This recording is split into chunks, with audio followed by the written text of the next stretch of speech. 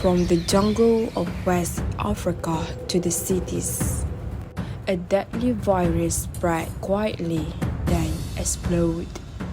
No country is out of reach. This is the untold story of Ebola. This fight took everything. How it moved, who fought back, It costs big money.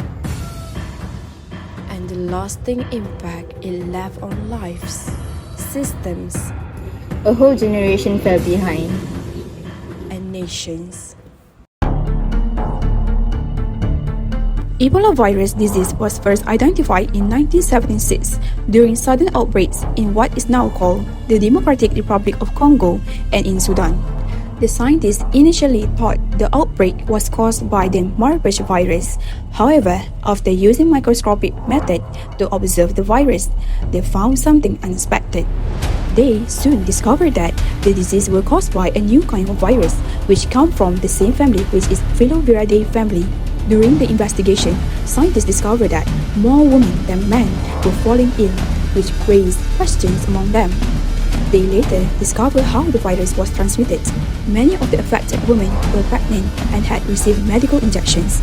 Due to poor healthcare infrastructure in the region, the same needle were often reused for multiple patients, likely contributing to the rapid spread of the virus. The team decided to name the virus after the Ebola River, located in Zaire, which is now called the Democratic Republic of Congo. The outbreak in the Democratic Republic of Congo was caused by ortho-Ebola virus Zairines. On the other hand, the outbreak in Sudan was caused by ortho-Ebola virus Sudanese. Since its discovery, Ebola has gained a reputation for being one of the most feared viruses on Earth.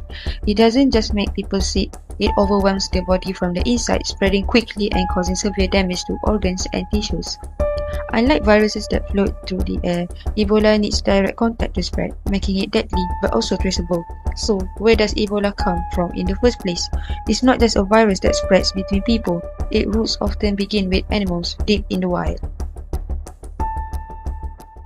Monkeys, for example, can carry and transmit the virus to humans through bites, scratches, or contact with their bodily fluids. This cross-species jump is what makes Ebola so dangerous, because once it enters a human population, it can spread fast and turn deadly.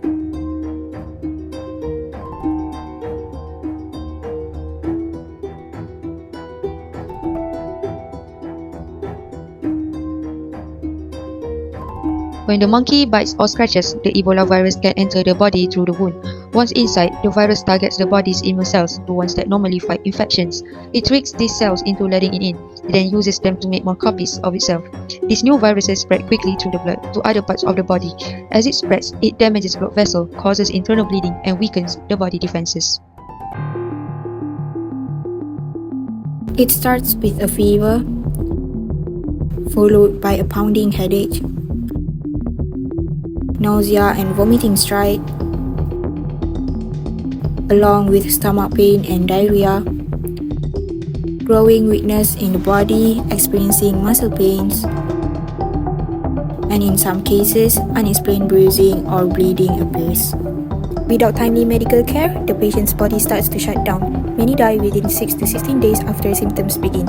In this case, the patient's condition got worse quickly and could not be saved. When Ebola hit, it didn't just bring a virus, it brought fear. As a responder, we had to act fast. The government declared a public health emergency, and within days, the country changed. The borders were our first line of defense. The government ordered immediate closures, no one in, no one out, except for medical and humanitarian aid. If the virus moved across regions, we would lose control. But borders weren't enough. We needed to win people's trust. People needed to understand what we are fighting. Most had never heard of Ebola. We needed to teach them that Ebola spread through contact, not curses. We used every channel, radio, poster, local leaders, even storytelling. We taught them about transmission and one habit that could save lives: hand washing with soap, again and again. Government rolled out nationwide campaigns. School, church, checkpoints, everywhere you turn, there was a hand washing station.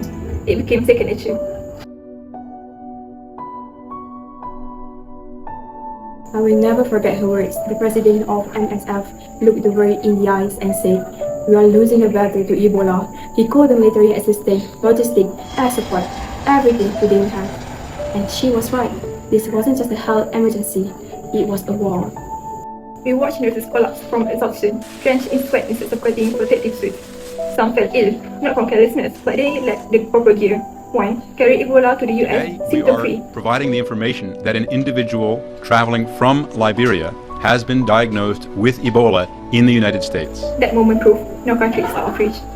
And then there were bodies everywhere, and we wanted to say goodbye. They had to say no. Surgery became sacred routines, no touching, disinfection, PPE from head to toe. We weren't just burying the dead, we were protecting the living. This fight took everything. Borders, education, protection. But every recovered patient, Every survivor reminded us if we act fast, act smart, we can win.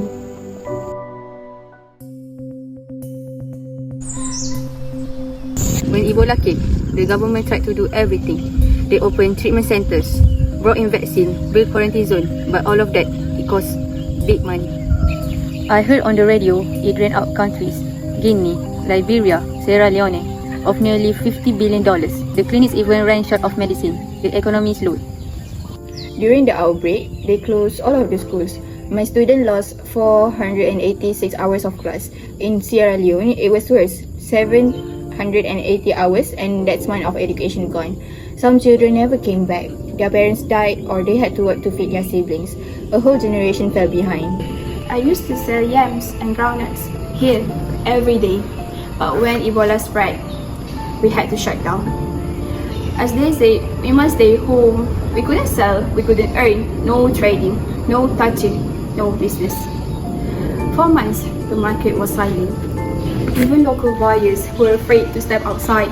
My small saving disappeared quickly and I couldn't feed my children. The disease didn't kill my body, but it killed my business. We couldn't go to the next village to sell our harvest due to movement restriction. Borders were closed, and the fear of Ebola made traders avoid us like we had the plug. People started skipping meals, even children, because of the problem of food insecurity and shortage. They told me my mother was taken to the hospital, but she never came back. A week later, my father was taken too. I was 12. They say more than 16,000 children lost their parents to Ebola. I miss my parents every single day. It brought me trauma when I think of the virus outbreak every time. I survived Ebola, but I faced some stigma when I re-entered our community. After I came home, my neighbors stopped talking with me. My own cousin wouldn't let me touch her baby. I heard people whispering about me. I felt I was getting rejected by my own friends, family, and neighbors after Ebola. Some of the survivors also faced discriminations and grief, especially if they lost their loved ones during the outbreak. It's been almost 2 years since I recovered, but still, my leg hurts and my joints swell up. I get tired so easily. I can walk far without stopping to catch my breath. Sometimes I get headache and my vision gets blurry. But worse than all that, I suffer from depression and PTSD. I couldn't sleep without seeing things in my dream. The hospital, bodies, and my mother dying in the bed next to me. In 2015, a breakthrough emerged. A promising vaccine, RVSV-ZBOV, was deployed in Guinea in a real-time field trial. The initial result is promising.